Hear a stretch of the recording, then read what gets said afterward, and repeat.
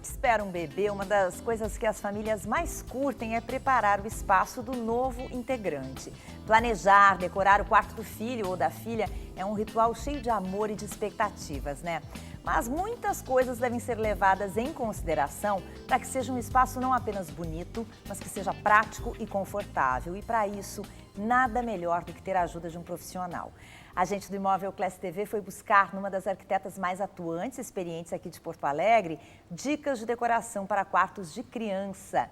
Conosco hoje é a arquiteta Aclaene de Mello. Bem-vinda, tudo bem, Aclaene? Prazer conversar contigo. Prazer, igualmente. Obrigada pelo convite. Queria começar te perguntando, de uma maneira geral, qual é para ti o maior desafio na hora de criar um projeto para criança? Fazer com que esse dormitório siga essa criança após o crescimento. Que esse é o grande pânico dos pais, assim, a gente planeja um dormitório para um bebê, cheio de sonhos e tudo mais, mas o bebê cresce, e ele cresce muito rápido, que os pais nem percebem. As pessoas muito geralmente, o bebê está na barriga e eles já estão pensando na adolescência. Sim, porque, na verdade, ter um filho, como tu mesmo disseste, um novo integrante da família, requer muitas coisas, né, Lúcia? Assim, os gastos na família aumentam e tudo muda. E normalmente os pais querem dar o seu melhor para os seus filhos, a vida toda.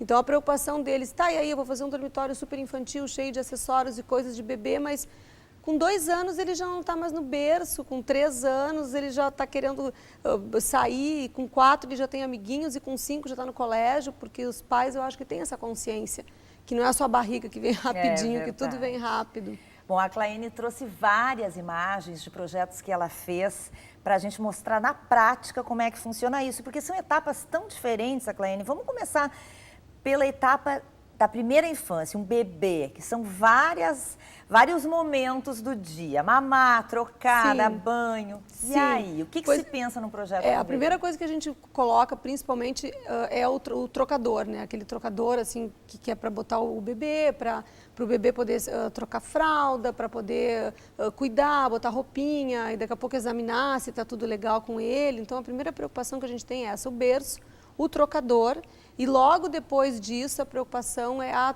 tal da poltrona de amamentar. Quer dizer, são três itens fundamentais. Fundamentais, exatamente. Só que a poltrona de amamentar, dependendo da família, algumas mães estão escolhendo colocar essa poltrona fora do quarto. Acabam escolhendo uma poltrona da própria sala, porque hoje também existem acessórios que tu acopla nos estofados para que tu tenha o apoio do braço, porque pesa e o bebê mama um pouquinho, depois ele dorme, depois ele mama, depois ele dorme. Então aquela função toda às vezes demora 1 hora e a mãe precisa desse apoio. Então eu tenho feito muitos dormitórios para bebê hoje em dia, como esse que a gente está vendo na tela, e que para a mãe foi mais importante a colocação de uma cama auxiliar para alguém dormir quando os pais querem sair. Que eu ia te perguntar, exatamente, né? porque os pais saem, os pais continuam se divertindo, continuam tendo vida noturna, a vida de todos hoje é super atribulada, os pais também trabalham, então os pais recebem e precisam às vezes de uma avó, uma madrinha ou até uma própria babá que durma com a criança. Então eles preferem colocar a amamentação na sala e deixar esse espaço onde seria a amamentação para uma cama auxiliar, um sofá-cama, alguma coisa assim. E tem que ter algum cuidado especial em relação, por exemplo, à iluminação? Pois é, Lúcia, a iluminação é um caso bem à parte. Assim, eu normalmente faço consultas com um colega, né, para esse tipo de trabalho. O Eduardo Becker é quem faz iluminação em Porto Alegre, ele é especialista nisso. Frequente aqui do Imóvel Class, grande amigo do Imóvel Class. Pois então. E eu normalmente me consulto com ele, assim, então algumas coisas ao longo desse caminho todo eu já aprendi. Mas os pais normalmente gostam de ter, as mães principalmente, né? Eu digo os pais para os meninos não ficarem muito chateadinhos, mas geralmente são solicitações das mães. É aquele abajur, aquela luminária pequenininha assim, que fica para deixar uma meia luz, para evitar que o bebê fique na completa escuridão. Que quando ele é muito pequeno, quando ele é recém-nascido, ele dorme e acorda muitas vezes. Então, assim, esse dormir e acordar, muitas vezes, o bebê não pode estar na completa escuridão, porque ele realmente se assusta muito. Nessas imagens que a gente está vendo, tem uns nichos redondinhos, que tem sido, assim, quase que uma marca registrada nos meus projetos. E é muito legal, porque tem luz exatamente. E já serve para guardar, Isso, né? exatamente. Isso é então, uma mãe olha, quer, daí a outra vê, quando eu mostro os exemplos, uma acaba querendo exatamente isso. O nicho ele tem um LED por trás, que é uma luz que não prejudica, é uma luz que tu pode colocar um dimmer, que daí tu intensifica ou não a luz. Isso é outro fator importante, né, Aclaene? Porque a mãe tem que ter, a mãe ou o pai, né, quem cuida desse bebê tem que ter tudo meio à mão ali, né? Sim, tem que ter muito à mão, porque o bebê, conforme ele vai crescendo, ele vai se descobrindo, ele não só descobre o rosto da mãe, e o rosto do pai, ele descobre os potes, ele descobre o creme, ele descobre o talco, ele descobre a fralda, ele descobre um monte de coisa. Então, assim, para marinheiras, né, mães de primeira viagem, realmente tem que estar tudo muito à mão, porque é muito complicado de fazer toda aquela logística ali de trocar e tem certas trocas que são mais delicadas, porque o bebê se mexe, ele começa a pegar tudo, então... Claro que eu não estou falando de 2, 3 meses, né, Lúcia? Eu estou falando do bebezinho, aquele que já está com 5 ou 6 meses, com esse tempo de vida, ele já está fuçando em tudo. Então, o ideal é que isso esteja até numa gaveta. Exatamente. Bom, mas aí o bebê vai crescendo, a Claine, vai 1 ano, quase 1 ano começa a engatinhar, por volta de 1 ano e pouco começa a caminhar, aí ele descobre o chão. Pois então. aí qual é o desafio da arquiteta? Esse projeto ele já vem pronto, né, Lúcia? Eu acho que é importante assim que os pais que vão fazer um projeto específico se acerquem desse profissional que tenha esse conhecimento. Então a gente tem que fazer os chãos que não escorreguem com tanta facilidade, porque o bebê quando começa a caminhar, às vezes ele está com a meinha e às vezes aquela meinha que tem o antiderrapante não funciona. Né? Então o bebê corre o risco de cair, evitar cantos assim muito acentuados, porque de repente o bebê cai e bate, né? E aí por qualquer coisinha se machuca. Piso frio deve Piso ser frio, ruim, né? exatamente, piso frio. Então a gente usa a alternativa de tapetes, porque tapetes tu pode tirar, lavar, e as mães são muito preocupadas com alergia, com pó, tanto que nas imagens assim que o pessoal está vendo aí em casa, a maior parte dos ambientes estão sem cortina, que isso é outra opção que as mães também têm feito, não pôr cortina em função do pó. Mas voltando às fases da criança, então assim, até 1 ano de vida, assim, ela ainda está aos domínios da mãe. A partir de 1 ano, ela já começa a engatinhar, como tu disse, mexer e formar a perninha para caminhar. Então, todo o espaço que ela tem precisa ser planejado para que ela não tenha nenhum machucado, que não sofra nenhum acidente. Então, o tapete tem que ter antiderrapante embaixo, para evitar que a própria mãe com o bebê no colo pise, o tapete vai e ela vá junto. Os móveis têm que ter quina, evitar espelhos e vidros nos locais muito próximos onde o bebê está, a não ser que seja vidro temperado, mas ainda assim corre-se o risco de quebra. Então, evitar assim, espelho, evitar vidro, evitar quina, esses objetos pontiagudos, assim, a maior parte a gente evita. E eu também tenho muito hábito de colocar uma barra assim, mais alta, como se fosse um rodapé alto, porque isso também serve de proteção.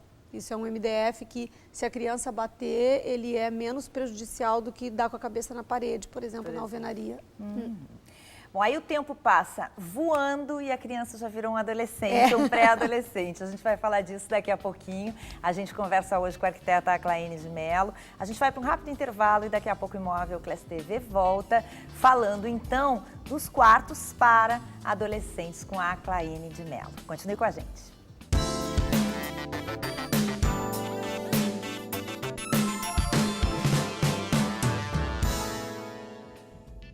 Estamos de volta com o Imóvel Class TV. A gente segue falando sobre decoração para quartos de bebê, de crianças e agora de adolescentes. Conosco a arquiteta Claine de Mello.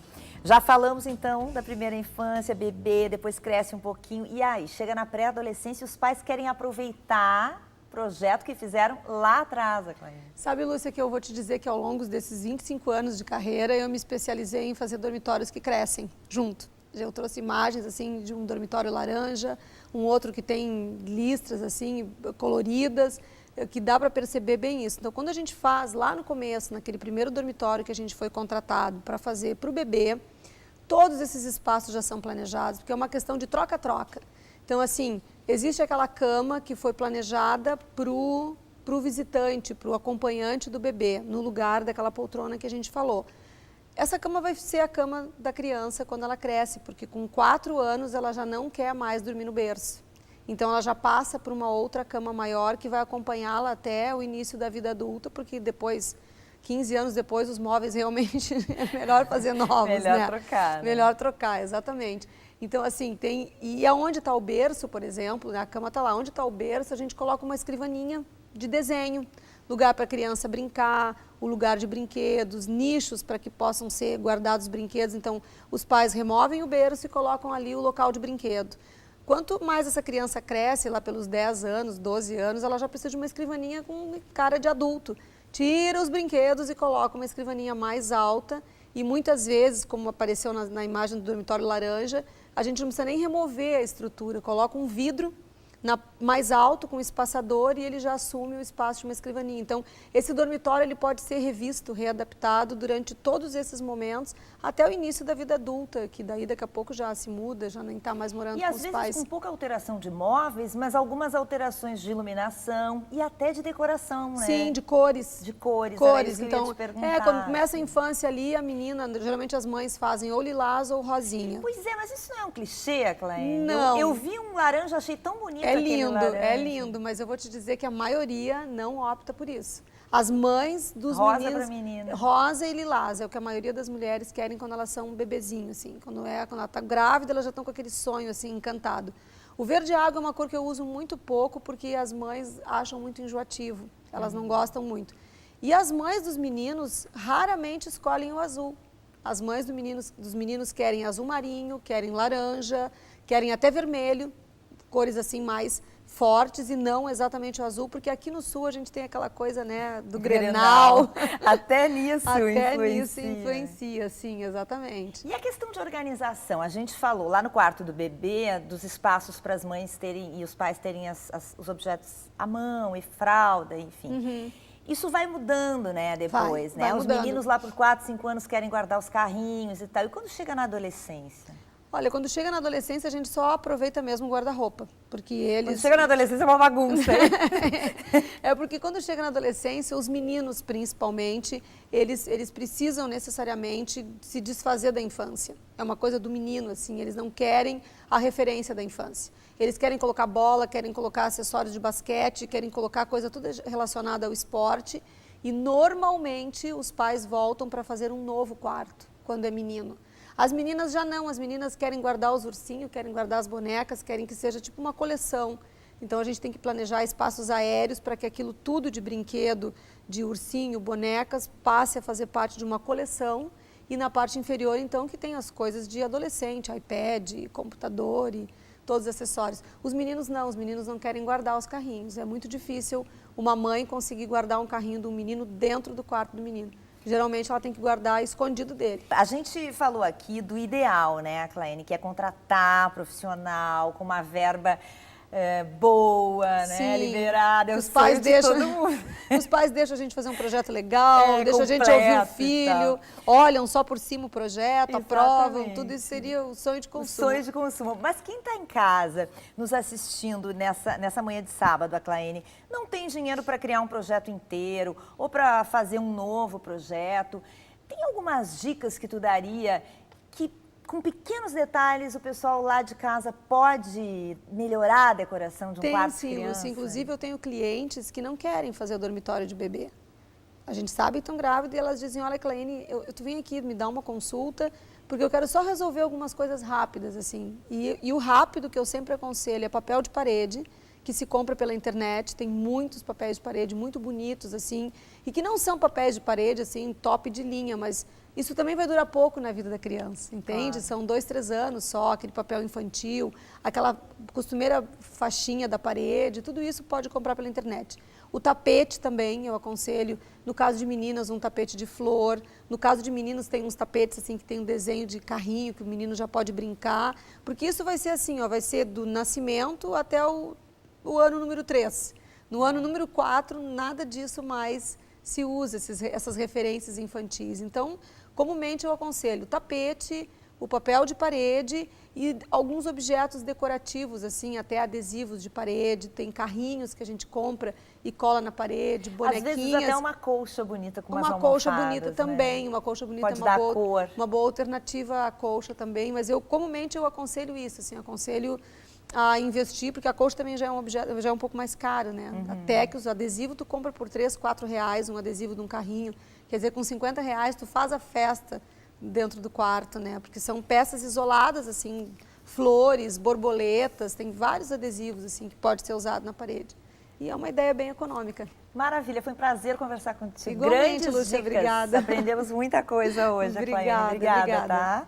A Claine de Mello, arquiteta, conversou com a gente sobre quartos para crianças.